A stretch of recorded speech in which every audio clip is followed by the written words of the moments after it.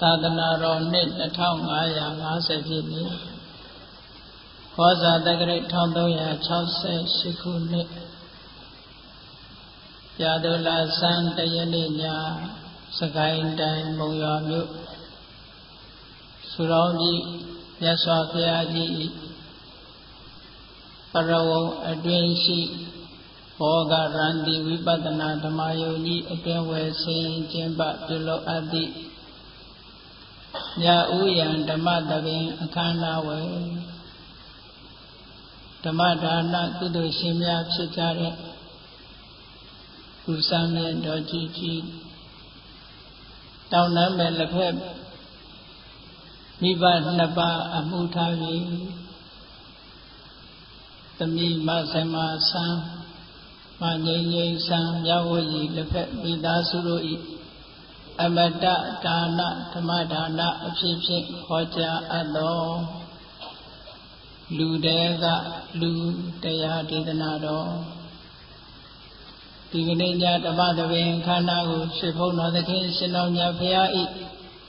မဟာကရုဏာကုံအာယုပြုကာတိကျုဖွဲ့ဆိုအပ်သောဝန္ဒနာပနာမအာတိတဂါထာကိုရွတ်ဆိုပူဇော်ခြင်းဖြင့်စတင်ကြရအောင်ယောကပကောတိဟိပိအပမေယံကာလံကရွန်တောတိဒုက္ခရာနိခေရံကတောလောကဟိတယာနာထောနမောမဟာကရုဏိကတတတယောနာထောဝိနိယမြာစွာတတ္တဝါဤချမ်းသာစီးပွားလိုလားတောင်းတဂုံပေါင်းခါသဖြင့်နာထမြညာခြင်းရှင်တော်မြတ်ဖရာသည်ကပ္ပကောတိဟိပိဂရေကဘာအရေးအတွက်သင်္ချာတို့ဖြင့်တော်လဲအဘယ်မေယံရည်တဲ့တိုင်းတာဖော်ပြခြင်းငါမစွမ်းနိုင်ပါသောကာလလေးအတင်ချေသိမ့်နေကဘာရှိကြသောကာလပတ်လုံးလောကဟိတယတတလောကဤအကျိုးစီးပွားအလို့ငါအတိဒုက္ခရာနိဥစ္စာအသက်ချေလက်အင်္ဂါမေတ္တာကြီးမှသမိတာနှင့်တထာဇနီစွန်ရင်ကြီးဟုကျက်တိထဘွယ်ငါးသွဲအစုအလုံးခဲရင်သောအမှုတို့ကိုကရွန်တော်ဘုရားဖြစ်ရန်ဤတန်ကြိုးကိုအထုတ်တော်မူရသည်ဖြစ်၍ခေရန်လက်ချင်းမျက်လုံးအသက်ဆုံးလည်းရဲ့နှလုံးစိတ်ဝံကိုရောဤပင်မခြင်းတို့ကတောဘဝတဏ္ဍချိန်ခံများစွာရောက်တော်မူခဲ့ရရှာလိမ့်မည်မဟာကရုဏိကတတတ္တဝါများယင်ဝဲသားကဲ့သို့တနာချစ်ခင်မဟာကရုဏာရှင်ဖြစ်တော်မူသောတသနာထသဝိနိယများစွာတတ္တဝါဤချမ်းသာစီးပွားလိုလားတောင်းတဂုံပေါင်းခါသဖြင့်နာထမြညာထိုရှင်တော်မြတ်ဖရာအားနမောယုတိပြောင်းပြောမှန်ကိုလျော်၍ကရောယုကျိုးရှိခိုးခြင်းသည်အထုဘဝတုစင်စစ်မသွေဖြစ်ပါစေတည်း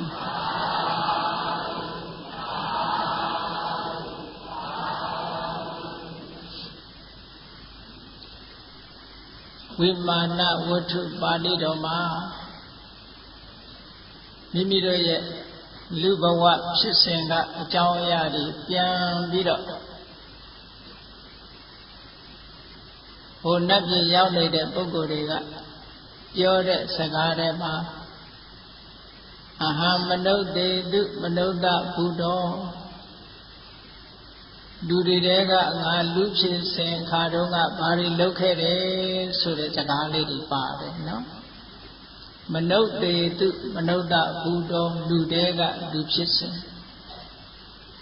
အဲ့ဒီစကားလုံးလေးရဲ့အဓိပ္ပာယ်ကိုယူပြီးတော့ဘုန်းကြီးဒီကနေ့ညလူတွေကလူဆိုတာကိုဟောဖို့ပါနော်လူတွေကလူဆိုတော့လူတွေကလူမဟုတ်သူတွေရောရှိနေသေးတယ်ဆိုတဲ့အဓိပ္ပာယ်ရတယ်လူလောကမှာလူရလို့ဖြစ်လာပြီးတော့တချို့ လူတွေကလူမဖြစ်ဘူးလို့ဆိုလို့ရှိရင်လူဘဝရရခြင်း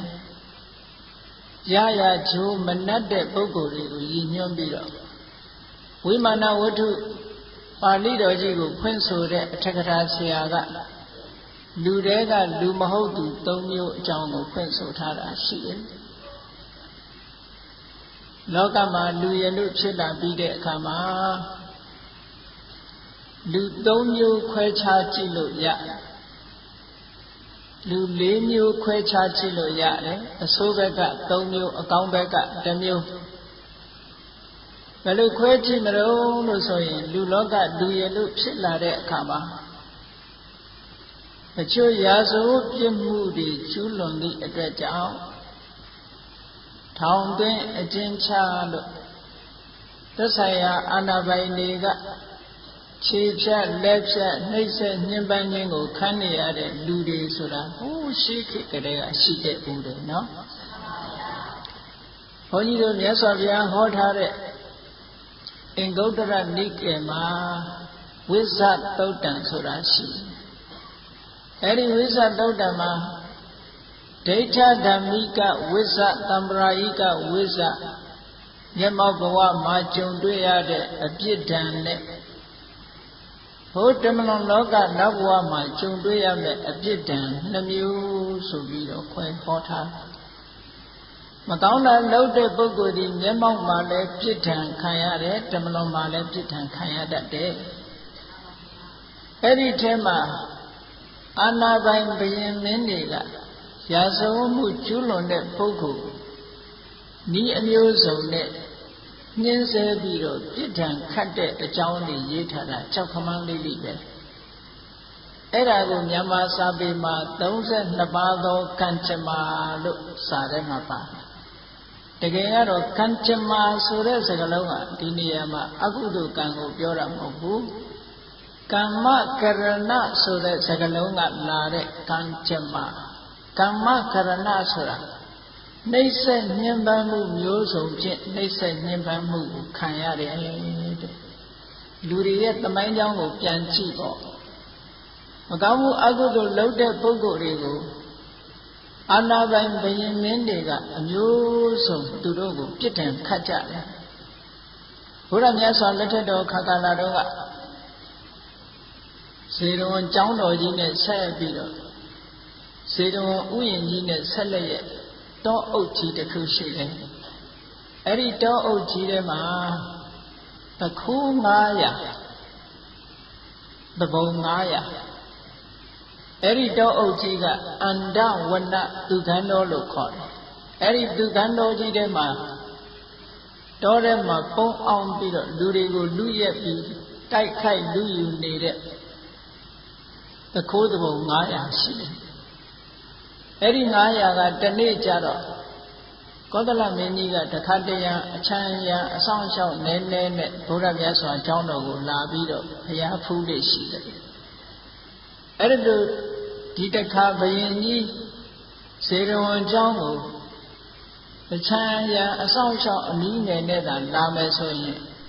အဲ့ဒီတဘုံ900တခိုး900ကဝိုင်းပြီးတော့ဘယင်ကြီးကိုဖမ်းရမယ်လို့စီမံကြတဲ့ဟုတ်ကဲ့လားအဲ့လိုစီမံတဲ့အခါကျတော့ဘယင်ဆိုတာဘုံကံရှိတဲ့ပုဂ္ဂိုလ်ဆိုတော့အဲ့ဒီတည်င်းကပေါက်ကြားသွားပြီးတော့ဘယင်နာရောက်တော့သူတို့ကမလောက်ကြံပြီးဘယင်ကြီးကစစ်တပ်ကိုဆင်လွတ်ပြီးတော့တောကြီးကိုဝိုင်းတောထဲမှာရှိတဲ့တဘုံ900လုံးကိုဖမ်းလိုက်နိုင်တယ်တဲ့ဖမ်းပြီးတော့ဘယ်လိုပြစ်ဒဏ်ခတ်တယ်လဲလို့ဆိုလို့ရှိရင်ဇေရဝံကျောင်းကနေပြီးတော့တာဝတိပြည်တဲကိုဝင်တဲ့လမ်းတစ်လျှောက်မှာလက်ဝကတိုင်ကြီးတွေထူပြီးတော့အဲ့ဒီလူတွေတယောက်နဲ့တယောက်မျက်နှာချင်းဆိုင်ထားပြီးတော့လက်ဝကတင်ပြီးတော့အဲ့ဒီလူတွေကိုကားစဉ်ကြက်ထားကြတဲ့နော်ရှင်းတော့ကဘယင်နေဆိုတာသူတို့ရဲ့အသက်ကိုရန်ရှားပြီးဆိုလို့ရှိရင်ဒီလိုပြစ်ဒဏ်ခတ်လို့ရှိကြတယ်သမိုင်းမှာထင်ရှားရှိအဲ့ဒီလို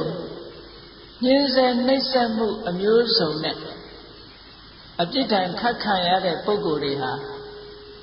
လူထဲမှာဘာနဲ့တူတယ်လဲလို့ရှိရင်လူငရဲသားတွေနဲ့တူတယ်တဲ့ အဲ့ဒီပုဂ္ဂိုလ်တွေဟာကုသိုလ်ကောင်းမှုလုပ်ဖို့အခွင့်အရေးရှိပါအောင်မလားမရှိဘူးဝိမာနဝတ္ထုအတက္ကရာကြီးကအဲ့ဒီပုဂ္ဂိုလ်တွေဟာမနုဿနေရကြီးကလူတွေကငရဲသားတွေပါတဲ့ဒုက္ခခံနေရတဲ့ပုဂ္ဂိုလ်တွေဟောလူဖြစ်ပေမဲ့လို့ငရဲခံနေရတဲ့ပုဂ္ဂိုလ်တစ်မျိုးရှိတယ်ဆိုတာကိုဖော်ပြထားတာနော်ဒီနောက်တစ်မျိုးကြတော့လူလောကရောက်လာတော့လည်းပဲကံမကောင်းအကြောင်းမလှလို့အတိတ်ဘဝကဒါနကောင်းမှုတွေမလုပ်ခဲ့တဲ့အတွက်ကြောင့်အမတန်ဆင်းရဲတဲ့မိသားစုတွေမှာလူလာဖြစ်စားရမယ်မယ်တောက်ရမယ်မယ်နေစရာမရှိအလွန်ဆင်းရဲတဲ့ထမင်းနတ်မှအောင်မစားရတဲ့ပုဂ္ဂိုလ်မျိုးတွေကလည်းလောကကြီးမှာအများကြီးပဲရှိတယ်နော်ဗမာပြည်အနေနဲ့မရှိဘူးလို့ဆိုတော့မှပဲဗမာပြည်ရဲ့အိမ်နာနီးချင်းဖြစ်တဲ့အိန္ဒိယနိုင်ငံမှာဆိုလို့ရှိရင်အများကြီးရှိတယ်ဒါတွေလမ်းမှာတွေ့ရတယ်စားစရာတောက်စရာမရှိအောင်လူဦးရေကများပြားတော့စားစရာတောက်စရာမရှိတခါတော့ကြားဖို့လိုက်ကြပါလိမ့်မယ်ဟိုအာဖရိကနိုင်ငံတွေကအီသီယိုးပီးယားဆိုတဲ့နိုင်ငံကြီးမှာမိုးကောင်ရေရှားဖြစ်ပြီးတော့အစာရေစာဆွန့်ရှားလို့လူတွေငတ်ပြတ်ကုန်တာလေနော်အဲ့ဒီလိုငတ်ပြတ်မှုတွေကတ္တယောခိုင်းတယ်လို့ခေါ်တာပေါ့ဒုဗ္ဗိခန္တရကအဲ့ဒီလိုကတ်ကြီးဆိုင်ပြီဆိုရင်လူတွေဟာမိုးခေါင်ရေရှားဖြစ်ပြီးတော့စိုက်လို့ပြိုးလို့မရဘူးတဲ့မြတ်စွာဘုရားလက်ထက်တော်ခါကာလတုန်းကဝေလင်စာတို့ဝေသာလီတို့ဆိုတာဒီလိုကိန်းမျိုးတွေကြုံခဲ့ဘူးတဲ့မြတ်စွာဘုရားသခင်ကိုရောမြတ်12ဝါမြောက်ကဝေလင်စာမှာဝါဆိုတယ်အဲ့ဒီဝါကတ်တဲ့အချိန်ဝေလင်စာမှာဘလို့အချိန်တွေဖြစ်တုံဆိုတော့မိုးခေါင်သည့်အတွက်ကြောင့်စဘာတွေစိုက်လို့မရဘူးတဲ့စဘာသိဏတွေမထွက်ဘူး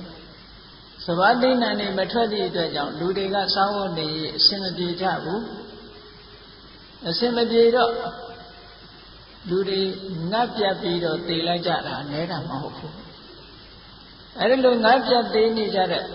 အသက်ရှင်နေတဲ့ပုဂ္ဂိုလ်တွေဟာလည်းပဲခဏစားရမလားမစားရဘူးလားလက်ချိန်ကအသက်ရှင်အောင်မလားတို့တည်ရမလားဆိုတာနှလုံးနှစ်ခွဖြစ်နေရတဲ့အနေအထားမျိုးတွေကြုံခဲ့ဘူးတဲ့ဘုရားမိုးရှိတဲ့တန်ဃာတွေကြတော့ဝိရိယပြည့်ကြီးမှာထိုချိန်ကဆွမ်းခံလို့မရဘူးမရတော့ကံအားလျော်စွာဟိုဥဒ္ဒရာပဋ္ဌဆိုတဲ့မြောက်ပိုင်းနယ်ကနေပြီးတော့မြင်းကုံတယ်တွေကဝိရိယဘက်လာပြီးတော့မြင်းရောင်းကြမြင်းရောင်းတဲ့အခါကျတော့မြင်းစခန်းကြီးချထားပြီးတော့မြင်းစာအနေနဲ့သူတို့ခြုံနေအများကြီးယူလာအဲ့ဒီခြုံလေးတွေကိုတကွမ်းစားယဟန်တော်တွေကိုဆွမ်းကတ်တဲ့အနေနဲ့လောင်းတယ်တဲ့အဲ့ဒါလေးတွေကိုမယောဆန်တကွမ်းစားခြုံတကွမ်းစားကိုယဟန်တော်တွေကြောင်းယူလာတဲ့အခါဆုံထဲမှာထည့်ထောင်းရေနဲ့ဖြော်ပြီးတော့အဲ့ဒါလေးပဲတဝါတွင်ဖုံးပေးရတယ်နော်အဲ့ဒါကလို့တတ္တယောကြီးခိုင်းလို့ဆင်းရဲဒုက္ခရောက်နေကြတဲ့အချိန်မျိုးကလူကောင်လူလောကမှာမကြာခဏကြုံတတ်တယ်အဲ့လိုကြုံလာပြီဆိုလို့ရှိရင်လူတွေဟာအစားအသောက်မရှားအမတန်ဆွန့်ရှားပြီးတော့အစာရေစာငတ်ပြတ်ပြီးတော့တေချခြေချရတယ်အဲ့ဒါမျိုးကြုံနေတဲ့အခိုက်အခါမှာကြုံရတဲ့ပုဂ္ဂိုလ်တွေဒါလူပြိတ္တာလို့ခေါ်တယ်။ဩလူတွေကပြိတ္တာဖြစ်ရတာမျိုးတွေဒါလည်းရှိတယ်။ဟောနောက်တစ်ခုကျတော့လောကမှာလူရည်လို့ဖြစ်လာတော့လည်းပဲအသိပညာတတ်ပညာကမရှိဘာပညာမှမရှိတဲ့အခါကျတော့သူတစ်ပါးရဲ့ဝန်တန်းလုပ်ပြီးတော့သူများခိုင်းရစေရလုပ်ပြီးကုန်ပစ္စည်းတွေထမ်းပိုးပြီးတော့စာဝတ်နေရင်ဖြည့်ဆည်းနေရတဲ့ပုဂ္ဂိုလ်မျိုးတွေကလည်းလူလောကမှာအပြည့်အသားပဲနော်အဲ့ဒီပုဂ္ဂိုလ်မျိုးတွေရဲ့နောက်လူလောကလူထဲမှာနေလို့မဖြစ်တော့ဘူးမကောင်းတဲ့အလုပ်တွေလုပ်ထားတဲ့အတွက်ကြောင့်လူလေကောင်မှာအဆက်ကွဲမှာဆိုလို့တောထဲတောင်ထဲမှာပုံအောင်နေရတဲ့ပုဂ္ဂိုလ်မျိုးဆိုတာတွေလည်းရှိတယ်လူချင်းမရှိတော့တဲ့အတွက်ကြောင့်ထိုပုဂ္ဂိုလ်မျိုးဒီလူကြားထဲမှာမဝင်မဲ့တောထဲနေရတယ်တောထဲဆိုတာဘယ်သူတွေနဲ့နေတရိစ္ဆာန်တွေနဲ့ပဲနေရတာပေါ့နော်အေးအဲ့ဒါလိုတောရတရိစ္ဆာန်တွေနဲ့တောထဲမှာပုံအောင်နေရတဲ့ပုဂ္ဂိုလ်တွေကို အထက်ကရာဆရာကြီးကအေးလူတွေကလူမဟုတ်ဘူးတဲ့လူတွေကတိရစ္ဆာန်ဟောဒါကသူတို့ရဲ့အခြေအနေတွေကိုကြည့်ပြီးတော့လူအမျိုးအစားခွဲလိုက်တာဟုတ်ကဲ့လူတွေကလူဆိုတာကတော့လူရလို့ဖြစ်လာပြီးတော့လူကောင်းလူဘွားမှနေကြတယ်စာဝတ်နေရေးပြည်လေလို့လူလောကမှာတင်းအောင်တင်းနေကြတဲ့ပုဂ္ဂိုလ်တွေပေါ့မြတ်စွာဘုရားသခင်ကိုယ်တော်မြတ်ကတော့လူတွေကလူကိုတစ်ခါထပ်ပြီးတော့၃မျိုးခွဲပြတော်မူတယ်ဒါလည်းပဲဘုန်းကြီးတို့တရားချက်ခင်သူတော်စင်ပြိဿတ်တို့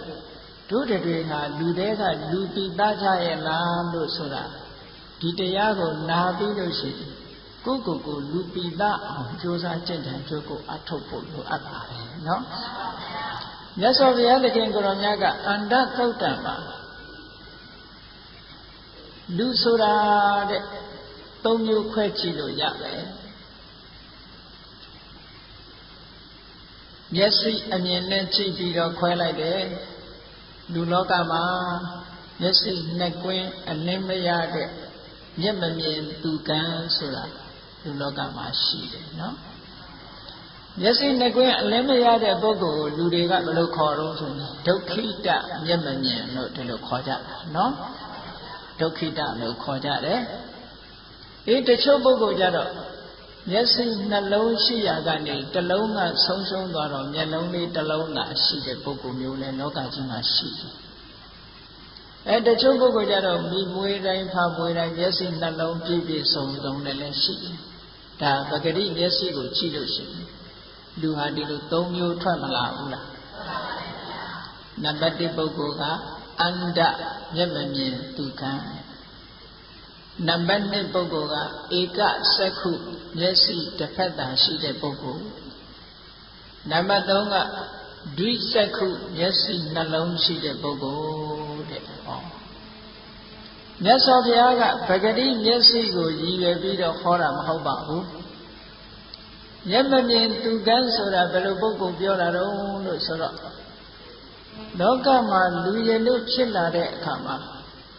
အသက်မွေးဝမ်းကြောင်းပညာရက်ဆိုတာရှိတယ်နော်မရသေးတဲ့စီစဉ်ဥစ္စာတွေရအောင်ရပြီးသားစီစဉ်ဥစ္စာတွေတိုးပွားအောင်ဘယ်လိုလုပ်ရမလဲဆိုတဲ့အသိပညာရှိတဲ့ပုဂ္ဂိုလ်အသိပညာရှိတဲ့ပုဂ္ဂိုလ်ရှိတယ်လို့မရသေးတဲ့စီစဉ်ဥစ္စာကိုရအောင်လည်းမရှာတတ်ဘူးရပြီးသားရှိတဲ့ဥစ္စာကိုလည်းတိုးပွားအောင်မလုပ်တတ်ဘူးလုပ်တဲ့ပညာရသူ့မှာမရှိဘူးဆိုရင်အဲ့ဒီမျက်စိတစ်လုံးချုပ်ပြီပေါ့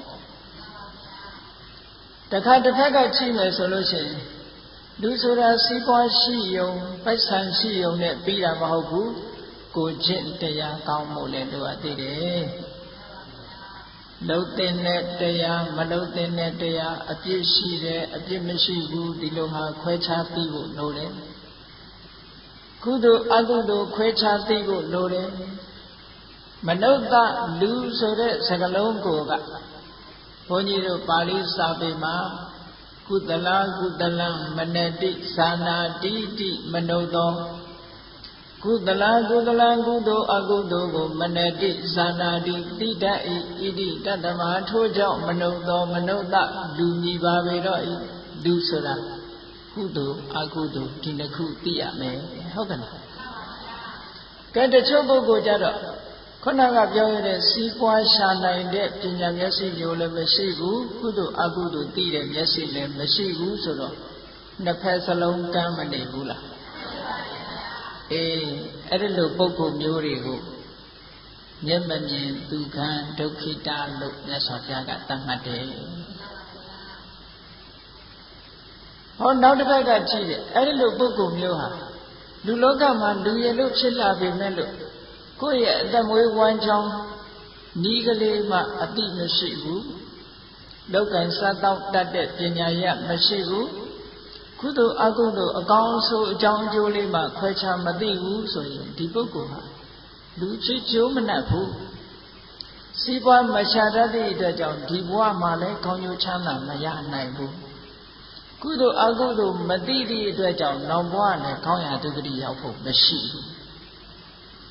အဲ့ဒီပုဂ္ဂိုလ်မျိုးဟာနှစ်ဖက်စလုံးဆုံးရှုံးတဲ့ပုဂ္ဂိုလ်ဘ ယ်ဘက်ကမှသူအကောင်းလို့ပြောလို့မရဘူးနော်လူကမွေးလို့လူလို့တော့ဖြစ်လာတာပေါ့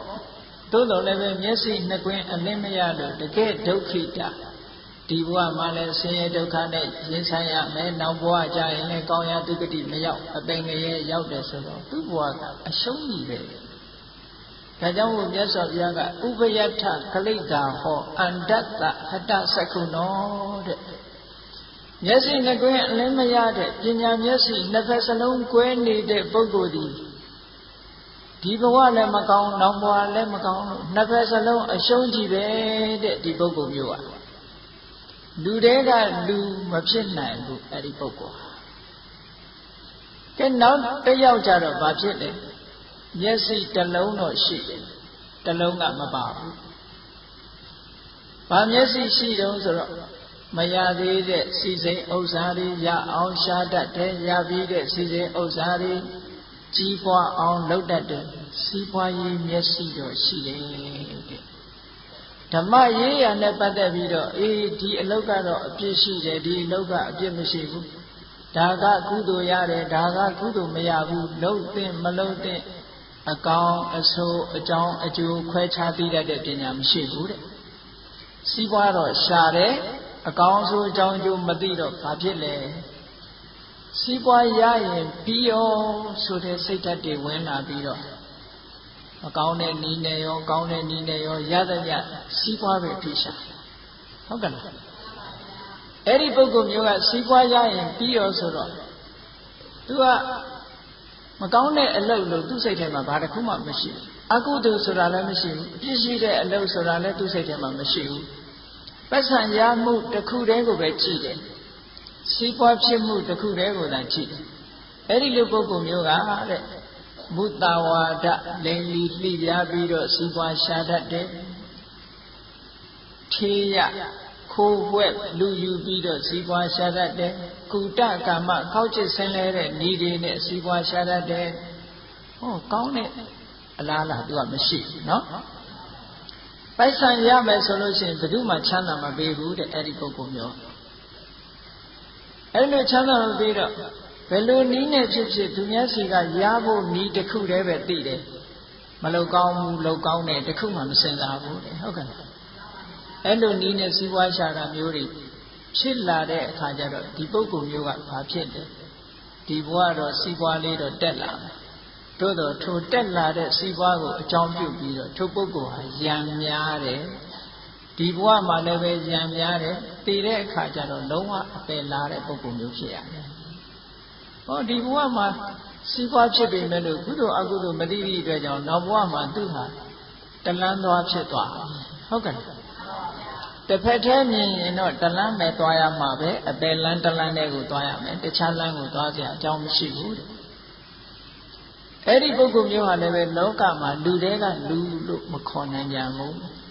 မပြည့်စုံတဲ့လူသားတစ်ယောက်ဖြစ်လာစီးပွားရှာပုံလေးနဲ့ပတ်သက်ပြီးတော့အထက်ကထာဆရာကပြောထားတာလေးစိတ်ဝင်စားစရာလိန်လီလှိပြားပြီးတော့သူများစီကပစ္စည်းကိုရအောင်ယူပုံနေဒီခေတ်ကြီးထဲမှာပို့ပြီးတော့မျိုးစုံတာပေါ့အဲ့ဒီတုန်းကအထက်ကထာထဲမှာထုတ်ပြထားတဲ့ဝတ္ထုလေးတစ်ခုကတော့အင်မတန်မှရိုးသားတဲ့တောသားမုတ်ဆိုးတစ်ယောက်တောထဲမှာသူထောင်ထားလို့သမင်လေးနှစ်ကောင်မိတယ်တစ်ကောင်ကအကြီးတစ်ကောင်ကအငယ်တဲ့သမင်လေးနှစ်ကောင်မိတော့အဲ့ဒီသမင်လေးတွေကိုမတတ်ဘူးအရှင်ယူလာပြီးတော့မြို့တက်ပြီးတော့ဈေးရောင်းထိုခေတ်ကဈေးနှုန်းနဲ့ပြောမယ်ဆိုရင်သမင်တစ်ကောင်အကြီးတစ်ကောင်က2ကျပ်တဲ့အငယ်တစ်ကောင်က1ကျပ်ဟုတ်ကဲ့ခုခေတ်ဈေးနဲ့ပြောမယ်ဆိုလို့ရှိရင်တော့အကြီးတစ်ကောင်က2000အငယ်တစ်ကောင်က1000ပေါ့နော်ဈေးကိုယူလာတာရောင်းဖို့ဈေးယူလာတဲ့အခါကျတော့လူလေတယောက်နဲ့တွေ့တယ်လူလေတယောက်နဲ့တွေ့တော့လူလေတယောက်ကမေးတယ်အဲ့ဒီသမင်ကြီးရောင်းပါလားဆိုတော့ဟုတ်တယ်ရောင်းပါဒါပြင်ဘယ်လောက်တုံးဆိုအကြီးကောင်က2ကျပ်အငယ်ကောင်က1ကျပ်ကဲဒါဖြင့်ကျုပ်ကိုအငယ်ကောင်ပေးပါလို့ဆိုပတ်စံလေး1ကျပ်ထုတ်ပြီးတော့အငယ်ကောင်ယူသွားခဏလေးနေတော့အဲ့ဒီလူကပြန်ရောက်လာ ကျုပ်အငယ်ကောင်မယူခြင်းဘူးဗျာတဲ့အကြီးကောင်ပေးပါတဲ့အကြီးနဲ့လဲရအောင်ဒါဖြင့်ခမရအကြီးကောင်ဆိုလို့ရှိရင်ခမရခုနကပေးထားတာတစ်ချက်နောက်ထပ်တစ်ချက်ထပ်ပေးရမယ်သမင်ရောက်တဲ့လူကပြောတာဟုတ်လားအဲ့ဒီလူကဘာပြောလိုက်တော့ဆိုလို့ရှိရင်ခမရဘယ်လိုပြောတာတုံးတဲ့ခမရကိုကျုပ်ကခုနတုန်းကတစ်ချက်ပေးခဲ့တယ်ဟုတ်တယ်မဟုတ်လားဟုတ်တယ်တစ်ချက်ပေးအဲ့ဒီတစ်ချက်ရဲ့အခုဒီအကောင်လေးကတစ်ချက်ခံတယ်တဲ့အဲ့ဒါဆိုတော့ခမရနှစ်ချက်ရမှာပေါ့တဲ့ခမရဘာလို့နောက်ထပ်ထပ်တောင်းရတာတော့ရော့သမင်ကလေးယူသမင်အကြီးကိုကျုပ်ပေးလိုက်ဆိုဟုတ်ကဲ့လှည့်သွားလိုက်ပုံကကြည့်နော်ခုနတုန်းကတစ်ချက်ပေးထားတယ်တဲ့အခုဒီသမင်ကလေးတကောင်ကျုပ်ကထပ်ပြီးတော့ပေးမယ်တဲ့ခုနကတစ်ချက်ရဲ့အခုတစ်ချက်တန်သမင်ရေပေါင်းလိုက်ရင်နှစ်ချက်မနေဘူးလားတဲ့အဲ့တော့နှစ်ချက်နေတော့ခမရအကြီးပေးဆိုအကြီးဆွဲသွားဟိုလူကတော့ရောင်တောင်တောင်ဖြစ်ပြီးတော့အင်းဟုတ်ပါပဲသူပြောတာဆိုပြီးတော့မွေတစ်ချက်နဲ့သမင်ကြီးပါသွားလေရဲ့လိမ်ပုံခုခေတ်တော့ရိုက်စားလို့ခေါ်ထမရဲ့နော်အမျိုးမျိုးခုခေတ်လည်းရှိတာပဲဒါမျိုးတွေကနောက်တစ်ယောက်လိမ်ပုံတွေရတယ်ဘယ်လိုလိမ်တော့ဆိုရင်သူများပစ္စည်းကိုယူတာယူတာမဟုတ်ဘူးအေးတောတဲ့ကယုံကလေးတစ်ကောင်ဖမ်းလာပြီးတော့လူတစ်ယောက်ကယုံလေးကိုကမ်းနားပေါ်မှာခဏတင်ထားချထားပြီးတော့သူအဝတ်ပုံလေးပေါ်မှာခဏချပြီးရေစင်းချိုးနေတဲ့အချိန်မှာလူတစ်ယောက်ကရောက်လာလူလေတစ်ယောက်ကရောက်လာဖြုတ်ခနဲ့ဆိုဟိုလူမမြင်ခင်သူ့ယုံလေးကိုကောက်ထည့်ပြီးခေါင်းပေါ်တင်သူကလည်းရေထဲဆင်းချိုးဟိုလူကရေချိုးရတာတက်လာတော့ယုံလေးမတွေ့တော့လိုက်ရှာပေါ့ကြည့်တာဟိုကြည့်တော့ဟိုလူကခမရဘာကြည့်ရတော့ဟာကျုပ်ယုံလေးခုနဒီနားထားတာပျောက်သွားခမရတော်တော်အားလာပဲယုံဆိုတဲ့အကောင်ကရေချိုးရင်ခေါင်းပေါ်တင်ထားရတယ်နှုတ်ဆိုပြေးရောပေါ့တော်တယ်ပြန်ပြေးကြည့်ပါလားကျုပ်ယုံတော့ကျုပ်ခေါင်းပေါ်တင်ချိုးနေဆိုဟောဟိုလူကလည်းဟုတ်နေတယ်တူတယ်ငါယုံတော်တယ်ပြေးပြီနဲ့တူတယ်ဆိုပြီးတော့ဟိုလူလှဲ့တာခံပြီးယုံလေးတကောင်ပါသွားလေနော်အေးလောကကြီးမှာဒီလိုလိမ်လည်လှည့်ပြားပြီးသူများပစ္စည်းကိုရအောင်ယူတဲ့နည်းတွေကအများရှိတယ်ခုခေတ်မှာမဟုတ်ဘူးပြောလို့မကုံတော့ပေါ်များတယ်နော်မြို့တွေဘာတွေမှာဆိုရင်ဟိုမြို့တွေဆိုတာရန်ကုန်တို့ဘာလို့ပေါ့ဗျာတချို့ဆိုလို့ရှိရင်ဟုတ်လားအတိုင်းနဲ့အဝိုင်းနဲ့ဘုန်းကြီးတို့နေတဲ့တက္ကသိုလ်ထဲမှာဆိုရင်တက္ကသိုလ်ဝင်ဝမှာရဲဌာနတစ်ခုရှိတာမကြာခဏကပိုင်းနိုင်လို့တဲ့အဲ့ဒီထဲကကားတွေအဲ့ဒီဘက်ကိုမောင်းလာတယ်တခါတော့ကဆိုရင်အဲ့ဒီတက္ကသိုလ်ကျောင်းဝင်းတဲ့တောင်မှပဲကပိုင်းနိုင်ကဆင်းပြေးပြီးဝင်ပြေးလာသေးတယ်အဲ့ဒီလိုရန်ကုန်မှာလည်းခဏကြုံရတယ်အဲ့တချို့ကြတော့ဘယ်လိုလုပ်တယ်ဆိုလို့ရှိရင်ပစ္စည်းတစ်ခုချလိုက်တယ်ချထားပြီးတော့မယောင်မလဲနဲ့သူတို့ကကြည့်လူတယောက်ကလာအဲ့ဒီပစ္စည်းကိုကောက်ပြီးဆိုတာနဲ့တပြိုင်နက်ဟိုလူကလည်းတွေ့ဒီလူကလည်းတွေ့အဲ့ဒါနှစ်ယောက်ခမည်းလည်းရတယ်ကျုံလည်းရတယ်လားဒီပစ္စည်းကိုလဲကြမယ်နဲ့ဆိုသွားပြီးတော့အဲ့ဒီပစ္စည်းကိုယူသွားပြီးတော့တကယ်ကတော့အတုပဲနော်အဲ့ဒီအတုနဲ့အစ်စ်ကိုမရရအောင်အဲ့ဒီသူကလိန်လီပြီးတော့ယူလိုက်ပြန်တာအဲ့ဒါမျိုးတွေကလည်းပြေးနေတာပဲနော်အေးတချို့ကြတော့လက်စွပ်တွေဘာတွေကိုမန်းပေးမယ်ဆိုပြီးတော့စိန်လက်စွပ်အစ်စ်တွေကိုယူပြီးတော့စိန်လက်စွပ်ယုံတဲ့သူကလည်းယုံပေးလိုက်တယ်ဟိုကလက်စွပ်အတုနဲ့လဲပြီးတော့ပြန်ပေးလိုက်တယ်ဒါမျိုးတွေလည်းပြေးနေတာပဲအဲ့ဒီလိုပုဂ္ဂိုလ်မျိုးတွေကိုဘာခေါ်တော့လို့ဆိုတော့ဧကစက္ခုတစ်ဖက်သာမြင်တဲ့ပုဂ္ဂိုလ်တွေလို့ဒီလိုပြောတာနော်အေးတစ်ဖက်မြင်တဲ့ပုဂ္ဂိုလ်ဟာထေယေနကုတကမေနမုသဝါဒေနစုဘယံခိုးတယ်တဲ့ခိုးတာနီးမျိုးနဲ့ခိုးယူတယ်တရားပစ္စည်းကုတကမ္မကောက်ချက်တဲ့နီးတွေအသုံးပြုတယ်မုသဝါဒလိမ့်လီတိစားတယ်ဟောအဲ့ဒီနီးတွေနဲ့ကုသလောဟောတိသင်္ကာတုံစီးပွားရှာတဲ့နေရာမှာအလွန်ကျွမ်းနေတဲ့အဲ့ဒီနီးနဲ့စီးပွားရှာတဲ့နေရာသို့တော့အဲ့ဒီပုဂ္ဂိုလ်ရဲ့နောင်ဘဝမကောင်းဘူးဒီဘဝလည်းကောင်းလားဆိုမကောင်းဘူး ဒီလူကငါလိန်သွားတာဆိုပြီးတော့အလိန်ခံရတဲ့သူကဘယ်ကြည်လိမ့်မလဲဟုတ်ကဲ့အလိန်ခံရတဲ့ပုဂ္ဂိုလ်ကတွေ့ရတင်ချိုင်းဆိုပြီးတော့ဒီလူကိုအမြဲချောင်းနေတော့တာပေါ့အေးအဲ့ဒါကြောင့်မို့လို့ဟောဒီလိုလူဘဝရောက်လာတဲ့အခါမှာဧကစက္ခု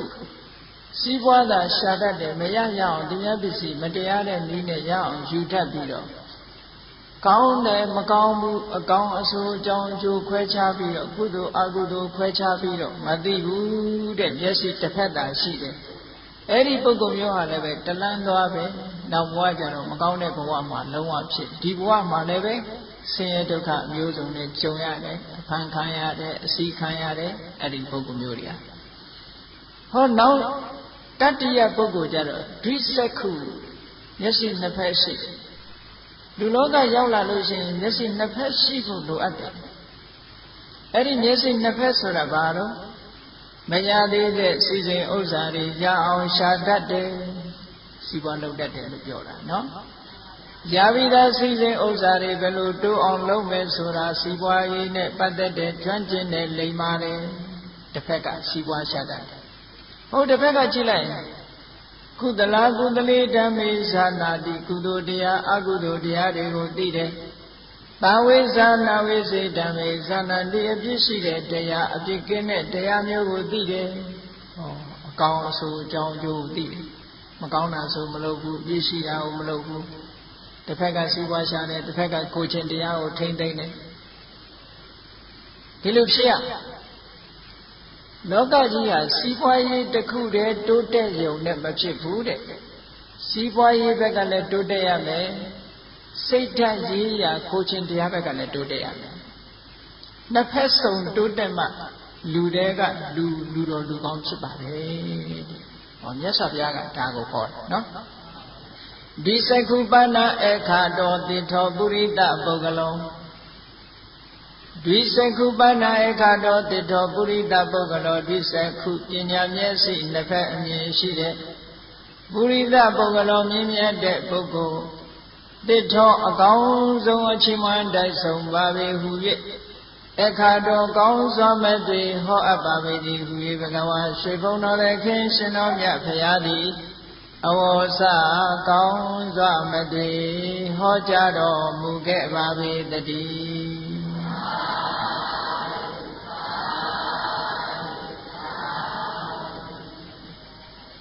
အဲ့တော့လူဖြစ်လာတယ်ဆိုလို့ရှိရင်ကတော့ဒီလိုလူပြီးပြီးသားသားနဲ့လူဆိုတာမနုဿဓမ္မမနုဿဟိတာဟိတံသာနာတိတိမနုဿကုသလာကုသလံသာနာတိတိမနုဿဟိတာဟိတံကျိုးရှိတယ်ကျိုးမရှိဘူးဆိုတာကိုသာနာတိမနတိသာနာတိတိတတ်၏ဣတိတသမထိုကြောင့်မနုဿမနုဿမြည်ပါပေတော့၏လူဆိုတာအကျိုးရှိတဲ့အလုပ်လားအကျိုးမရှိတဲ့အလုပ်လားဆိုတာသိဖို့အမှန်တမ်းအရေးကြီးပါတယ်အဲ့တော့လူဘဝရလာပြီဆိုလို့ရှိရင်ဘုန်းကြီးတို့တွေစဉ်းစားကြည့်လူဘဝလူရလို့ဖြစ်လာတာဆင်းရဲတဲ့လူဘဝပဲဖြစ်ဖြစ်ချမ်းသာတဲ့လူဘဝပဲဖြစ်ဖြစ်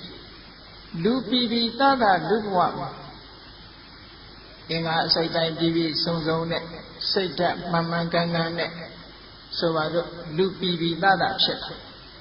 လူဆိုတာလူမပြီးသားတာလည်းရှိသေးတယ်နော်ဆိုပါတော့လူမပြီးသားဘူးဆိုတာဘယ်လိုလဲဆိုလို့ရှိရင်မွေးကလေးကမျက်စိပါမလာဘူးမွေးကလေးကမျက်စိကန်းလာတယ်အဲ့ဒီပုဂ္ဂိုလ်မျိုးကိုစိစ္ဆန္ဒလို့ခေါ်တယ်တတိကံနဲ့နော်အဲ့ဒီပုဂ္ဂိုလ်မျိုးကြတော့ကံချမကိုကညံ့နေတာသူ့ရဲ့ပရိသေရိစိတ်ကဘာလဲလို့ဆိုလို့ရှိရင်အဘိဓမ္မာစကားနဲ့ပြောမယ်လို့ဆိုရင်အာဟိတ်ပရိသေရိလို့ခေါ်တယ်အဲ့ဒီအာဟိတ်ဆိုတာအဘိဓမ္မာထဲမှာတန်တိရဏဝိပဿိတ်ဆိုတာရှိတယ်အဲ့ဒီတန်တိရဏဝိပဿိတ်မှာအလောဘဆိုတဲ့သဘောတရားမပါဘူးအဒေါသဆိုတဲ့သဘောတရားတွေမပါဘူးဆိုလိုတာကအလောဘဆိုတဲ့ဌာနရဲ့အခြေခံမပါဘူးအဒေါသဆိုတဲ့မေတ္တာအခြေခံတရားမပါဘူးအမောဟလို့ဆိုတဲ့ပညာအခြေခံမပါဘူး အခြေခံကောင်းတွေတစ်ခုမှမရှိတဲ့ပရိသေရိစိတ်နဲ့ပရိသေရိနေလာတယ်သို့တော့အဲ့ဒီပရိသေရိစိတ်လေးဟာကုသိုလ်ကံရဲ့အကျိုးတရားတဲ့ကုသိုလ်ကံကအောင်မြင်ကုသိုလ်ကံမဟုတ်ဘူးဆိုပါစို့မအောင်မြင်တဲ့မျိုးစိတ်လေးကိုစိုက်လိုက်လို့ရှိရင်အပင်လေးကမအောင်မမြင်လေးပေါက်လာတာနော်အမြစ်ကလေးတော့ထွက်ပါရဲ့မအောင်မြင်ဘူးအပင်ကလေးတော့တက်လာရဲ့မအောင်မြင်ဘူးအဲ့ဒါမျိုးလိုပဲကုသိုလ်ကံကမအောင်မြင်သည့်အတွက်ကြောင့်ရရှိလာတဲ့အကျိုးတရားမအောင်မြင်ဘူးတဲ့မအောင်မြင်သည့်အတွက်ကြောင့်မိဘဝမ်းထဲကနေပြီးတော့တတိကံဆိုပြီးတော့မျက်စိပါမလာဘူးနာမကြဘူးဆွမ်းအားနေတယ်ဟောမျိုးစုံတတိတွေကဖြစ်လာတဲ့ပုဂ္ဂိုလ်တွေတချို့ဆိုလို့ရှိရင်ဘာဖြစ်လာတော့ဆိုလို့ရှိရင်ပရိသေရိကလေးကအုံနောက်ကမပြည့်စုံဘူးကဲအုံနောက်လို့ပဲပြောကြပါစို့လူတော့ဟုတ်တယ်အကောင်းအဆိုးအကြောင်းကျိုးဘာမှမသိဘူးနောက်ဆုံးမှထမင်းစားဖို့တောင်မှမိဘကနေပြီးအနာနာနေစားလိုက်ဝါလိုက်နဲ့ပြောနေရတဲ့ပုဂ္ဂိုလ်မျိုးတွေရှိတယ်ဘုန်းကြီးတို့တလောကရန်ကုန်မြို့မှာအိမ်တဲ့အိမ်ရောက်သွားတော့အဲ့ဒီအိမ်မှာကလေးမလေးတယောက်တွေ့အဲ့ဒီလိုအခြေအနေမျိုးဖြစ်နေရှာမိခင်လှုပ်တဲ့ပုဂ္ဂိုလ်ကသူ့အသက်ဘယ်လောက်ရှိလို့ဆိုအသက်10ရှိပြီတဲ့ကလေးလေးလိုပဲမိဘကနေပြီးတော့ထမင်းကျွေးရတယ်ထမင်းကျွေးတဲ့အခါမှာဝါခိုင်းမှဝါတယ်မျိုးချခိုင်းမှမျိုးချတယ်အသိစိတ်အလွန်အားနဲ့အမေရိကန်ရောက်နေတဲ့ဗမာမိသားစုတူလည်းဘုန်းကြီးတို့တွေ့တယ်လူလေးကချောလှပဲသို့တော့ခုနလိုအုံနောက်မမှန်တာဖြစ်လာသည့်အတွက်ကြောင့်အနန္နာကအမိအဖညီကိုမောင်နှမတူတယောက်ကမဆောင်ရှောက်ရင်သူဘာမှမလုပ်တတ်ဘူးသူကဟောဒါတွေဟာပြန်ပြီးတော့တွက်ကြည့်မယ်ဆိုလို့ရှိရင်ကိုယ်အတိတ်ဘဝကကုသိုလ်ကံရဲ့အားနည်းချက်တွေလို့ဒီလိုပြောမှာနော်အဲ့တော့လူရလို့ဖြစ်လာလို့ရှိရင်တတိကမပြည့်စုံလာသည့်အတွက်ကြောင့်လူပီပီသားကမဖြစ်ဘူးတဲ့ဝန်တော့ဝန်ပိုးကြီးဖြစ်နေတယ်အဲ့ဒါအာဟိပတိတတိအာဟိကုသလဝိဘပရိသေရိနဲ့ပရိသေရိနေတဲ့ပုဂ္ဂိုလ်ကြီးလို့ပြောတာကဲလူရလို့ဖြစ်လာတဲ့အခါမှာဆင်းရဲတာပဲဖြစ်ဖြစ်ချမ်းသာတာပဲဖြစ်ဖြစ်မဟာဝိပဿိလို့ဆိုတဲ့အလောဘဆိုတဲ့အခြေခံပါတယ်အဒေါသဆိုတဲ့အခြေခံလေးတွေပါတယ်ဒီတဲ့ပို့ကောင်းလို့ရှိရင်အမောဟဆိုတဲ့ပညာရဲ့အခြေခံလေးတွေပါလာတယ်ဟောအဲ့ဒါလိုစိတ်မျိုးနဲ့ပရိသေရိနေလာအလောဘအဒေါသလို့ဆိုတဲ့ဒီအခြေခံနှစ်ခုပါတဲ့ပုဂ္ဂိုလ်ကိုဒွိဟိတ်ပုဂ္ဂိုလ်လို့ခေါ်တယ်အလောဘအဒေါသအပြင်အမောဟလို့ဆိုတဲ့ပရိသေရိဉာဏ်ကလေးရဲ့အခြေခံမှာပါလာလို့ရှိရင်တိဟိတ်ပုဂ္ဂိုလ်လို့ခေါ်တယ်အဲ့ဒီတိဟိတ်ပုဂ္ဂိုလ်ဆိုလို့ရှိရင်အမတ္တမဖြတ်လတ်ရှိတယ်သူကသူများပြောတဲ့စကားနားထောင်လိုက်တာနဲ့အကောင်းပြောတာလားအဆိုးပြောတာလားသူကအခွဲခြားသိနိုင်တယ်လှုပ်တဲ့လားမလှုပ်တဲ့ဘူးလားဆိုတာခွဲခြားသိတတ်တယ်ပညာသင်ရင်လည်းထက်ထက်မြက်မြက်ရှိတယ်အဲ့ဒါတိဟိတ်ပုဂ္ဂိုလ်လို့ခေါ်တာနော်အဲ့ဒါလို့ဒွိဟိတ်ပုဂ္ဂိုလ်ပဲဖြစ်ဖြစ်တိဟိတ်ပုဂ္ဂိုလ်ပဲဖြစ်ဖြစ်လူလောကမှာလူရလို့ဖြစ်လာကြပြီတဲ့ဖြစ်လာကြလို့ရှိရင်တိဟိတ်ပုဂ္ဂိုလ်ဆိုလို့ရှိရင်အလွန်မှဖြတ်လတ်ရှိပြီးတော့ခုခေတ်စကားနဲ့ပြောရင်ဆိုအိုင်ကျူကောင်းတယ်ပေါ့ဗျာနော်အိုင်ကျူကောင်းတယ်ပေါ့အေးအိုင်ကျူကောင်းတယ်ဆိုတဲ့ပုဂ္ဂိုလ်မျိုးတွေဖြစ်လာပြီဆိုရင်ဘာတင်ထက်ထက်မြက်မြက်ရှိလာလူတွေကလူဖြစ်အဲ့ဒီပုဂ္ဂိုလ်မျိုးကတော့အဆိုးမပြစ်နိုင်ဘူးလားလို့ဆိုရင်သူ့ရဲ့စိတ်ဓာတ်တို့ပတ်ဝန်းကျင်အခြေအနေတို့မိကောင်းဆွေကောင်းတဲ့ပေါင်းသင်းမှုမရှိတာတို့မကောင်းတဲ့လူနဲ့ပေါင်းမိတာဆိုတဲ့ပစ္စုပန်အကြောင်းတွေနဲ့သူကလူဆိုးတော့ဖြစ်တတ်တယ်ဟုတ်ကဲ့အိုင်ကျူကောင်းပြီးတော့လူဆိုးဖြစ်သွားတာကြားဘူးတယ်မို့လားဖရာလက်ထက်တုန်းကရှင်အင်္ဂုလိမာလဆိုတာရှင်အင်္ဂုလိမာလဆိုတာတာမန်ပုဂ္ဂိုလ်မဟုတ်ဘူးတက္ကသိုလ်ကျောင်းသားကြီးဘုရင်ရဲ့အကြံပေးပရောဟိတ်ကြီးရဲ့သားလူကလည်းအဆင့်တန်းမြင့်တယ်သူ့နာမည်ကအဟိတကဘယ်သူမှမငြင်းဆဲဘူးဆိုတဲ့နာမည်နဲ့သို့တော့တက္ကသိုလ်ပညာသင်ရင်းကနေအပေါင်းအသင်းတွေမှားပြီးတော့တောတွင်းမှာလူသားသမားကြီးဖြစ်ပြီးတော့ဟုတ်လားအမတန်မှကြောက်စရာကောင်းတဲ့နာမည်ကြီးတဲ့လူသားသမားကြီးတူဖြစ်သွားတယ်အဲ့ဒါလို့လူလောကမှာလမ်းလွဲစရာအကြောင်းတွေအများကြီးရှိတာပေါ့ဒါကြောင့်မို့လို့လူရလို့ဖြစ်လာလို့ရှိရင် မနုဿဓမ္မလို့ခေါ်တဲ့လူကျင့်စဉ်ကျင့်ဝတ်တွေကိုကျင့်ဖို့အမှန်တမ်းအရေးကြီးပါတယ်နိဗ္ဗာန်မရအောင်မကျင့်နိုင်သေးတောင်မှမနုဿဓမ္မလို့ခေါ်တဲ့လူရည်ကျင့်ဝတ်တွေကိုကျင့်မယ်ဆိုရင်တဘဝကနေတဘဝသွားတဲ့အခါမှာလည်းချမ်းချမ်းသာသာရှိတယ်ဒုက္ခေနဒုက္ခံ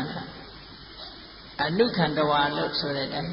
ဒီဘဝကလည်းချမ်းသာတယ်နောက်ဘဝကျတော့လည်းချမ်းသာတယ်ဟုတ်နောက်ဘဝတွေကျတော့လည်းချမ်းသာတယ်နောက်ဆုံးနိဗ္ဗာန်ထိအောင်ချမ်းသာဒုက္ခရသွားနိုင်တယ်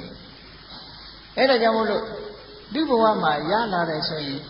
မနုဿဓမ္မလူကျင့်ဝတ်ဆိုတာသိဖို့လိုတယ်နော်လူကျင့်ဝတ်ဆိုတာတခြားမဟုတ်ဘူးတဲ့အဓိကတော့၅ပါးသီလပါပဲ၅ပါးသီလမှာမပြည့်စုံဘူးဆိုလို့ရှိရင်ဘလောက်ပဲစီးပွားရှာတတ်ပညာမျက်စိတစ်ဖက်သာရှိ၅ပါးသီလပြည့်စုံပြီဆိုလို့ရှိရင်ပညာမျက်စိနှစ်ဖက်ရှိတယ်အဲ့ဒီပုဂ္ဂိုလ်မျိုးဟာအမြတ်ဆုံးပုဂ္ဂိုလ်လူထဲမှာမေတ္တာမထူးခြားတဲ့ပုဂ္ဂိုလ်လို့ပြောအောင်တမက်တဖို့မရချင်နေပါစေအခြေခံအားဖြင့်လူတွေမှာဘာရှိရမလဲလို့ဆိုရင်ဟောဒီ၅ပါးသီလဆိုတာမြတ်စွာဘုရားသခင်ကိုယ်တော်မြတ်ကဒါတွေအကုသိုလ်ဖြစ်စေလို့ဟောထားလို့အကုသိုလ်ဖြစ်တာမဟုတ်ဘူးတဘာဝကိုယ်ကအပြစ်ရှိတဲ့တရားတွေတဲ့ဗုဒ္ဓဘာသာဟုတ်သည်ဖြစ်စေမဟုတ်သည်ဖြစ်စေဘုရားဟောတဲ့တရားယုံသည်ဖြစ်စေမယုံသည်ဖြစ်စေမြည်သည့်လူမျိုးပဲဖြစ်ဖြစ်၅ပါးသီလလုံရင်နိဗ္ဗာန်ရောက်၅ပါးသီလလုံရင်နတ်ပြည်ရောက်နိုင်တယ်၅ပါးသီလမလုံရင်နတ်ပြည်မရောက်နိုင်ဘူးဗုဒ္ဓဘာသာဖြစ်ပြီး၅ပါးသီလမလုံရင်လည်းကောင်းရတဲ့ဂတိမရောက်ဘူးတခြားဘာသာဝင်ဖြစ်ပြီး၅ပါးသီလလုံရင်လည်းနတ်ပြည်ရောက်မှာပဲဟုတ်တယ်လားဘာဖြစ်လို့တော့ဆိုတော့ဒါကသဘာဝတရားကိုဥပမာမယ်မီးဆိုတာဘသူကိုင်းကိုင်းငါကိုင်းရင်တော့မပူဘူးသူကိုင်းရင်ပူတယ်လို့ရှိတယ်မီးဆိုတာဒါကို natural law လို့ခေါ်တယ်သဘာဝတရား law of nature the law of nature ဆိုတာသဘာဝတရားရဲ့မှန်ကန်နေတဲ့သဘာဝတရားတစ်ခုမြတ်စွာဘုရားဟောတာမှန်ကန်နေတဲ့သဘာဝတရားကိုဟောတာမြတ်စွာဘုရားကဒါလို့ရင်အကုသိုလ်ဖြစ်စေလို့အမိန့်ချထားလို့အကုသိုလ်ဖြစ်တာမဟုတ်ဘူးနော်ဘယ်ခေတ်ဘယ်ခါကာလပဲဖြစ်ဖြစ်တဲ့ပါဏာတိပါဒသူအတက်ကိုတတ်မယ်ဆိုလို့ရှိရင်တုံ့ပြန်မှုကဘာလာတယ်လဲဆိုရင်သူအသက်တတ်သည့်အတွက်ကြောင့်ကိုယ်မှာအသက်တိုးမယ်သတ်ခံရမယ်တဘာဝနိယမတရားကြီးပဲထား reaction လို့ခေါ်တယ်တုံ့ပြန်လာတာတုံ့ပြန်လာတဲ့တဘာဝတရားတွေကိုလူတွေကတတိထားမိခြင်းမှာထားမိတယ်နော်တဘာဝတရားဆိုတာအမြဲတမ်းတုံ့ပြန်နေတာတုံ့ပြန်တတ်တဲ့တဘာဝတရားသူများကိုတိုက်ကိုတတ်လိုက်ပြီးဆိုလိုက်တာနဲ့တကြိမ်နဲ့ကိုယ်စီမှာတုံ့ပြန်မှုတွေရောက်လာပြီအဲ့ဒီတုံ့ပြန်မှုကကောင်းတဲ့တုံ့ပြန်မှုမဖြစ်ဘူးမကောင်းတဲ့တုံ့ပြန်မှုတွေဖြစ်လာတယ်ဖြစ်လျက်ဘဝမှာပါဏာတိပါဒကကျူးလွန်တဲ့ပုဂ္ဂိုလ်ဟာဖြစ်လျက်ဘဝမှာဘာဖြစ်လဲလို့ဆိုလို့ရှိရင်အသက်တိုးတယ်ယောဂါတွေများတယ်လူဘဝရောက်လာတယ်ယောဂါတွေများယောဂါများတယ်အသက်တိုးတယ်ဆင်းရဲဒုက္ခတွေပေါ်တယ်ရန်သူတွေပေါ်တယ်ဒါပါဏာတိပါဒရဲ့အကျိုးတရားတွေပဲနော်မြတ်စွာဘုရားသခင်ကိုယ်တော်မြတ်ကပါဏာတိပါဒသူအသက်ကိုတတ်တယ်ဆိုတဲ့နေရာအပေါ်ဆုံးအပြစ်ကလေးဟာအသက်တိုးခြင်းပဲဟောလူလောကလူတွေဟာအသက်တိုးသွားတာဟာဒါပါဏာတိပါဒရဲ့အကျိုးဆက်တွေပါတယ်နော်ပါဏာတိပါဒရဲ့အကျိုးဆက်သူများအသက်ဆိုတဲ့နေရာမှာမြည်သည့်တတ္တဝါရဲ့အသက်ပဲဖြစ်ဖြစ်သက်ရှိတတ္တဝါတစ်ခုရဲ့အသက်အင်္ဂါ9ရပ်ညီတာနဲ့တကယ်နဲ့ပါဏာတိပါဒကံထိုက်တယ်လို့ခေါ်တယ်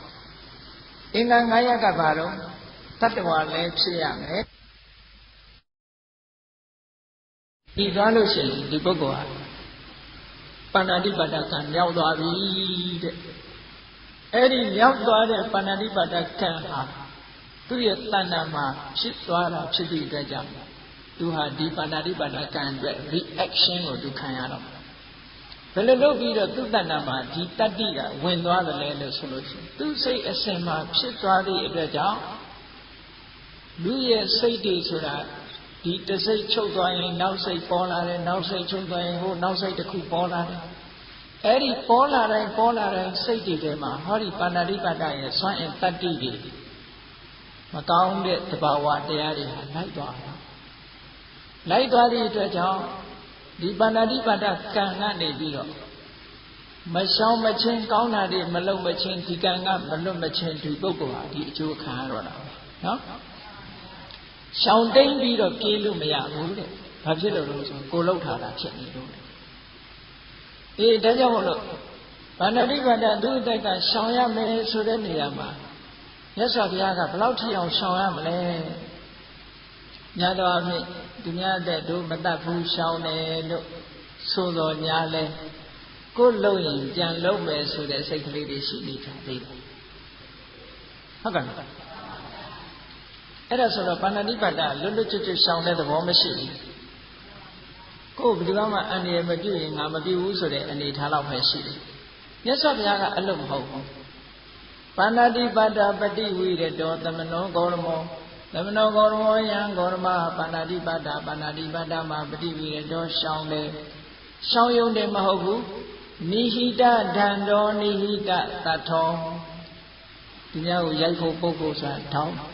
လက်နဲ့တွေထားဘူးတဲ့ဒီများကိုရိုက်ဖို့နှက်ဖို့လက်နဲ့တွေမထားဘူးဒုတ်တွေမထားဘူးကိုလာရင်ကိုချရင်ပြန်ကာဝယ်ဖို့ဆိုတာမျိုးမရှိဘူးတဲ့နော်ဘုန်းကြီးအမေရိကနေတုန်းကပေါ့ဗမာအမေရိကန်ရောက်နေတဲ့ဗမာတယောက်သူ့အိမ်ဆွမ်းစားပဲ့ကျောင်းလာဆွမ်းစားပဲ့ဘုန်းကြီးတို့ကားပေါ်နဲ့တက်လိုက်ရောဘုန်းကြီးတို့ရှေ့မှာသူကား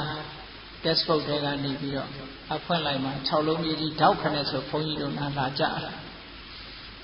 အဲ့တော့ဘုန်းကြီးရှေ့6လုံးကြီးကြီးကြားတယ်ဆိုတော့သူကမျက်နှာတော့ပြက်သွားပြီးတော့ဗာပြောတော့ဆိုတော့ရှင်ဘုရားတဲ့ဒီနိုင်ငံမှာတဲ့ကိုယ်ကာဝယ်ဖို့ဒီလူကတော့ထားရတယ်မထားလို့မရဘူးဟုတ်ကဲ့လားဆိုလိုတာကပါဏာတိပါဒကတော့ရှောင်တယ်တို့တော့ကိုယ်ဘာမှမလုပ်ရင်ကိစ္စမရှိဘူးကိုယ်ခုခံကာဝယ်ဖို့ဆိုတာလေးတော့ထားတတ်တယ်အဲ့ဒါပါဏာတိပါဒကလုံးဝရှောင်တယ်လို့မဆိုနိုင်ဘူးအချိန်မရွေးပါဏာတိပါဒပြည့်မှုဖြစ်နိုင်တယ်ပေါ့ဒါကြောင့်မို့နိဟိတဒန္တောနိဟိတတထောလက်တွေဓာရီမဆောင်ဘူးလုံးဝစွန့်ထားတယ်ကိုယ်လှုပ်မလှုပ်သူများတတ်တော့ငါအန္တရာယ်မပြုဘူးဆိုတဲ့စိတ်ထုံလုံးချတယ်ဒါတွေမကဘူးလိစီသူများတက်ကိုတတ်ရမှာအလွန်ရှက်တယ်သူများတက်တတ်ဖို့ရကိစ္စတို့ကလုံးဝကိုယုံမုန်းနေရှက်တယ်မလှုပ်ဘူးဒီလှုပ်ကိုလူမြင်တာဖြစ်စေမမြင်တာဖြစ်စေသူများတက်တတ်ချင်းဆိုရမကောင်းဘူးအခုလိုလုံးဝရှောင်တယ်လို့ပြောတာနော်လိစီတရားပန္နောသဗ္ဗပါဏဗုဒေတုဟိတနုကံပိတရားပန္နောမတတ်ရုံနဲ့မဟုတ်ဘူးဒီအလုပ်ကိုရှက်ရုံနဲ့မဟုတ်ဘူးဆက်ဆုပ်ရုံနဲ့မဟုတ်ဘူးတဏှာနေဘယ်တတ္တဝါလေးဖြစ်ဖြစ်တဏှာလူတိုင်းပေါ်မှာကရုဏာထားတယ်သဗ္ဗပါဏဗုဒ္ဓဟိတနုကံပိတတ္တဝါအလုံးတို့ရဲ့အပေါ်မှာအကျိုးစီးပွားကိုလိုလားတဲ့စိတ်သာဝရရှိနေတယ်ကဲအဲ့ဒါတွေမပါဘဲနဲ့ပါဏာတိပါဒဝေရမဏိဆိုတဲ့သိက္ခာပုံလုံမမလားလုံနိုင်ဘူးဟုတ်လားဒါကြောင့်မို့မြတ်စွာဘုရားဟောတဲ့တရားကအလုံးကိုအနှစ်သာရရှိပါဏာတိပါဒမှာလုံခြင်းအကြောင်းကဘာလို့ဆိုရင်တတ္တဝါတွေပေါ်မှာမေတ္တာကိုထားနိုင်ရမယ်မေတ္တာထားနိုင်ရဒီအလုပ်ကိုယွံမုန်းတဲ့ပုဂ္ဂိုလ်ဖြစ်ရသူများကိုရိုက်ပုတ်ညှင်းဆဲဖို့လက်နဲ့ဆိုတာထားကိုမထားရဘူးဟောအဲ့ဒါကြတော့မှပါဏာတိပါဒဝေရမဏိဆိုတာလုံးဝပြည့်စုံတယ်အဲ့ဒါလိုမှမဟုတ်ဘူးဆိုလို့ရှိရင်အခြေအနေကောင်းနေသေးလို့လူကောင်းဖြစ်နေတာမျိုးပေါ့ဘုန်းကြီးတို့သုတ်တန်တစ်ခုထဲမှာကကစုပမသုတ်တန်ဆိုတာရှိတယ်အဲ့ဒီသုတ်တန်ထဲမှာဝေဒေဟိကာဆိုတဲ့အိရှမအမျိုးသမီးကြီးတယောက်အရက်ထဲမှာတော်တော်နာမည်ကြီးတယ်ဘယ်လိုနာမည်ကြီးတော့ဝေဒေဟိကာဆိုတဲ့ဒကမာကြီးသိသဘောကောင်းတယ်အလုံးကိုသဘောကောင်းတယ်အလုံးပေါ်မှာအမတန်မှချိုးသားတယ်ဆက်ဆံရေးကောင်းတယ်သဘောနာမည်ကြီးတယ်နာမည်ကြီးတော့သူ့အိမ်မှာခိုင်းစေနေတဲ့ကာလီဆိုတဲ့ကျွန်မကဒီသတင်းကြားလူတွေကသူ့အရှင်မကြီးကိုချီးမွမ်းတော့သိသဘောကောင်းတယ်လည်းပြောတယ်ကာလီကသူကဘယ်လိုစဉ်းစားတော့ဆိုရင်ငါကဝတရားကြည်နေလို့ငါကောင်းနေလို့သူကောင်းတာလားတကယ်ပဲသဘောကောင်းသလားငါစမ်းကြည့်အောင်မယ်သူစိတ်ကူကဟုတ်လားတကယ်ပဲကောင်းတာလားလို့နောက်တည့်ကျတော့အဲ့ဒီကာလီဆိုတဲ့အမျိုးသမီးကအိမ်စေမလေးကဘာလုပ်တော့ဆိုရင် နောက်တည့်ရက်ကျတော့မနေ့မိုးလင်းအောင်အိတ်တယ်ထမင်းထမချက်ဘူးအဲ့တော့ထမင်းထမချက်တော့အိရှင်မကြီးကဟဲ့ကာလီနင်ပါဖြစ်တာအဲ့ရဘာလို့မထတာလဲဆိုဘာမှမဖြစ်ပါဘူးဆိုနည်းနည်းလေးမျက်မှောင်လေးကုတ်သွားတယ်ဘာမှမဖြစ်ပဲနဲ့တခါမျက်မှောင်လေးကုတ်သွားတာမျက်စိလေးမျက်ကြောလေးတင်းသွားတာကိုသူကမြင်လိုက်တယ်ငါနောက်တည့်ရက်ဆက်ပြီးတော့စုံစမ်းအောင်မယ်နောက်တည့်ရက်ကျတော့ကြီးတဲ့ပိုနေမြအောင်အိတ်လိုက်တယ်အိတ်လိုက်တဲ့အခါကျတော့အဲ့ဒီကာလီဆိုတဲ့အိရှင်မကြီးကစိတ်ဆိုးတော့ပေါ့အဲ့ကျဟဲ့ကာလီနင်ဘာဖြစ်လို့မထတာဘာမှမဖြစ်ပါဘူးဂျုံမဆိုပြီးတော့ဆဲလိုက်တယ်အဲ့ကြတော့နော်ဟိုနောက်တည့်ရက်တစ်ခါဆက်ပြီးတော့စူးစမ်းကြတယ်နောက်တည့်ရက်ကျတော့တစ်ခါတည်းဒီလိုပဲဆက်ပြီးတော့အိတ်ပြန်တဲ့အခါကျတော့ကဲဒီလောက်တောင်ဆိုးတဲ့ဂျုံမဆိုပြီးတော့တကားမှာချိတ်ထားတဲ့ဘောက်ချိတ်နဲ့ကောက်ထည့်ပြီးတော့ခေါင်းရိုက်လိုက်တာကွဲသွားတယ်ကွဲသွားတဲ့အခါကျတော့မှကာလီဂျုံမကြီးကလမ်းပေါ်ထွက်ပြီးတော့အော်တဲ့အမလီသဘောကောင်းတဲ့သခင်မကြီးကြည်စမ်းမအောင်ခေါင်းကိုရိုက်ခွဲလိုက်တာဒီမဲ့သွေးတွေထွက်ကုန်ပြီနဲ့ဆိုပြီးအဲ့ဒီကလေးကနေပြီးဝေရဟိကဆိုတဲ့အမျိုးသမီးကြီးဟာအဲ့ဒီကလေးကနာမည်ပြတ်သွားသဘောကောင်းတာမဟုတ်ဘူးအဲ့တော့ဆိုလိုတာကတစ်ဖက်သားကသဘောကောင်းလို့သဘောကောင်းနေတာကိုသဘောကောင်းလို့တွေ့လို့မရဘူးဟုတ်ကဲ့ပင်ကိုခေါင်းမဟုတ်ဘူးသူတော်လို့ကိုကောင်းနေတဲ့သူတော်ကောင်းတွေဖြစ်နေတာကိုသူတော်အောင်ကိုကကောင်းတဲ့သူတော်ကောင်းမဟုတ်ဘူးသူကပတ်ဝန်းကျင်ကတောနေလို့သဘောကောင်းနေတဲ့သဘောကောင်းမျိုးတဲ့ကဲအဲ့ဒါလို့မဖြစ်ရဘူးတဲ့ပင်ကိုကကောင်းတဲ့ပုဂ္ဂိုလ်ဖြစ်ရမယ်လို့ဒီလိုဆိုလိုတာနော်အေးအဲ့ဒါလို့မနုဿဓမ္မဆိုတဲ့လူရဲ့ကျင့်ဝတ်တရားတွေပြီးပြီးပြင်းပြင်းကျင့်သုံးနိုင်ပြီဆိုတဲ့အခါကျတော့မှကုသလမနတိသာနာတိတိမနုဿကုသလကုသိုလ်အကုသိုလ်ကိုမနတိသာနာတိတိတဣတိတသမထိုကြောင့်မနုဿမိပါပေတော့ဤတို့ငါးပါးသီလကိုပြီးပြီးပြင်းပြင်းနဲ့သူများဥစ္စာမခိုးယုံနေမဟုတ်ဘူးလမ်းပေးကြတာကစကိုယ်ပစ္စည်းမဟုတ်ရင်လက်ဖြားနဲ့မှမတို့ဘူးသူများမပေးတဲ့ပစ္စည်းဆိုရင်လုံးဝမယူဘူးစင်ကြယ်တယ်သူများပစ္စည်းဆိုရင်လုံးဝမပတ်သက်ဘူးဟောအဋ္ဌိဏဒါနမုဒ္ဒဝါဒဘယ်တော့မှလိမ်မပြောဘူးမုဒ္ဒစကားဟုတ်လားမုဒ္ဒမပါလင်္ကာမချောဆိုပြီးတော့လင်္ကာချောအောင်လုပ်နေတာမျိုးဆိုတဲ့မုဒ္ဒမျိုးတောင်မပြောဘူးတဲ့ဟုတ်ကဲ့ဘယ်တော့မှဆိုမှန်တဲ့စကားကိုသာပြောတယ်ရှေ့စကားနောက်စကားမှန်တာတွေကြီးပဲပြောတယ်ကာမေတုမိစ္ဆာစာရသူတစ်ပါးရဲ့တာမေယစောကားမှုဆိုတာစိတ်ထဲကတော့မပြစ်မှားဘူးသူရမေရိယမစ္ဆမာဒဌာနတေယီတေရဲ့ဆိုတာလည်းလုံးဝရှောင်းတယ်ဆေးဖြစ်ဝါဖြစ်ဆိုပြီးတော့အကြောင်းပြပြီးမတော့ဘူးယောဂါကြောင့်ဆိုတာအကြောင်းပြပြီးတော့မတော့ဘူးဒီယာကအရက်မဟုတ်ပါဘူးဆိုပြီးတော့လည်းမတော့ဘူးဟုတ်ကဲ့မူရစီတတ်တဲ့အရာမှန်သမျှလူကိုထိခိုက်တာတွေကြီးတယ်လူရဲ့အုံနောက်ကိုပြောင်းသွားစေတတ်တယ်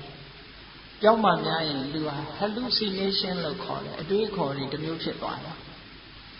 ပမာလို့တော့အရက်ကြောင်နဲ့ခေါ်တော့အဲ့လိုမျိုးတွေအတွက်မြတ်စွာဘုရားသခင်ကိုရောမြတ်က၅ပါးသီလကိုလုံအောင်တကယ်ကိုစောင့်ထိန်တဲ့ပုဂ္ဂိုလ်အဲ့လိုလုံအောင်စောင့်ထိန်တဲ့ပုဂ္ဂိုလ်မှာတကယ်လူတွေကလူအဲ့လိုလူတွေကလူဖြစ်ပြီးဆိုလို့ရှိရင်ဒီဘဝမှာလည်းပဲချမ်းသာဒုက္ခတွေရနိုင်တယ်နောက်ဘဝမှာလည်းပဲချမ်းသာဒုက္ခတွေရနိုင်လို့ဘဝဆက်ဆက်မှာဆင်းရဲဒုက္ခကလွတ်မြောက်ပြီးတဲ့ကလာတကယ်လူအစ်စ်ဖြစ်နိုင်ပါတယ်ဟောဒါကြောင့်မလို့မနုဿဓမ္မလို့ဆိုတဲ့လူတွေကကိုချင်းတရားတွေပြည့်စုံအောင်တို့တွေကျင့်သုံးကြရမှာလူဖြစ်လာပြီးတော့မနုဿဓမ္မလို့ခေါ်တဲ့လူတွေကကျင့်ဝတ်တရားတွေနဲ့တို့ပြည့်စုံရင်လားစီးပွားရေးမျက်စိကုသိုလ်ရေးရာမျက်စိကိုချင်းတရားနဲ့သက်ဆိုင်တဲ့မျက်စိနှလုံးအမြင်နှစ်ဖက်ရှိရလားအမြင်နှစ်ဖက်မရှိဘူးဆိုရင်တို့တွေလူချစ်ကျိုးမနှက်သေးဘူးအမြင်နှစ်ဖက်ရှိတဲ့ပုဂ္ဂိုလ်ဖြစ်ရမယ်ကိုယ်ကိုဆုံးဖြတ်ပြီးတော့လိုက်နာကျင့်သုံးရမှာနော်အေးဒါကြောင့်လို့တို့တွေဒီလူတွေကလူဖြစ်ပြီးတဲ့ကာလစီးပွားရှာတတ်တဲ့ပညာမျက်စိလည်းရှိရမယ်ကုသိုလ်ရေးရာကိုကျင့်တရားနဲ့ပတ်သက်တဲ့လည်းပညာမျက်စိတွေရှိအောင်ကြိုးစားရမယ်ထိုပညာမျက်စိဆိုတဲ့နေရာမှာလည်းပဲ တာမန်ကုသိုလ်တွေမကဘူးလောကုတ္တရာကုသိုလ်မဲ့ကုသိုလ်ပုဂ္ဂုသိုလ်ထိအောင်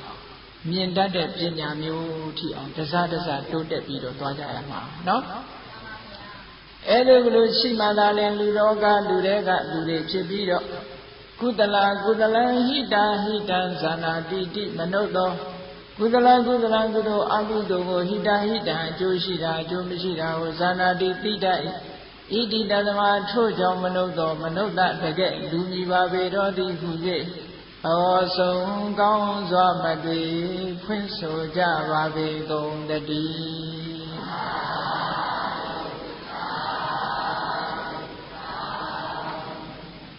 တရားချစ်ခင်အလုံးသောပုဂ္ဂိုလ်အပေါင်းတို့သည်လူတွေကလူအစစ်ဖြစ်ဖြစ်မျက်စိနှလုံးအမြင်နှမျိုးရှိတဲ့ပုဂ္ဂိုလ်သူမြတ်များဖြစ်ခါတန်တရားဝဆင်းကလွတ်ရလွတ်ကြောင်းသူတော်ကောင်းတို့ရဲ့အကျင့်တရားကိုကျင့်ကြံကြိုးကုပ်အားထုတ်နိုင်ကြပါစေကုန်သတည်းကဲတရားဝင်တရားအောင်လိုက်တတ္တဝါများစွာခြေရန်กว่าချမ်းသာကြပါစေတတ္တဝါများစွာခြေရန်กว่าချမ်းသာကြပါစေမေတ္တာရေချမ်းသုံးငါဖြန်းငြိမ်းချမ်းကြပါစေမေတ္တာရေချမ်းသုံးငါဖြန်းငြိမ်းချမ်းကြပါစေသက်ရှိကျမ်းမာစိတ်ချမ်းသာတို့ရဆန္ဒပြည့်ပါစေသက်ရှိကျမ်းမာစိတ်ချမ်းသာတို့ရဆန္ဒပြည့်ပါစေဓမ္မောတရံတိဝိတဝါဒဝိတာသဗ္ဗေတမုဟတံအစရာမရာတိတိဘာဝနိဗ္ဗာနံယန္တုတာတော်ဓမ္မောတရံလောဘဒေါသမောဟစိတ်တောင်းကင်းကြောက်ကြည်တရားစေကိုဒီဝိတဝဝန္တာရှင်ပြတောက်ကြရအနာကြရကုန်သောကြောင့်ဝိတာသဗ္ဗေပုစာညစ်နှောင်ကိလေသာအစိတ်တောက်ဟုသမျှတို့သည်သမုဟတပိဉ္ကြဘဲတွင်ရေမတင်တကဲ့သို့ကင်းစင်တွင်ကြောက်ပြီးမရောက်အောင်ပယ်ဖြောင်းအပ်ကုန်သည်ဟောတုစင်စစ်မဲ့တွေဖြစ်ကြပါစေကုန်သတည်းအာစရမရံအိုခြင်းလဲกว่าနာခြင်းလဲကင်းသေးခြင်းလဲရှင်းထသောတိတိဘောကိလေသာဟုပုခသိင်ကျင်းကြီးရာအစစ်ဖြစ်ပေထသောနိဗ္ဗာန်နိဗ္ဗာန်ဟုခေါ်အေးမြို့တော်တို့သာတော်တရားချစ်ခင်စိတ်ကောင်းဝိညာဉ်သူတော်စင်များတို့သည်ယန္တုပါရမီအစဉ်စဉ်မြင့်နေမြင်၍မလင့်ပုံသေးဆက်ရောက်တော်မူကြပါစေကုန်တည်း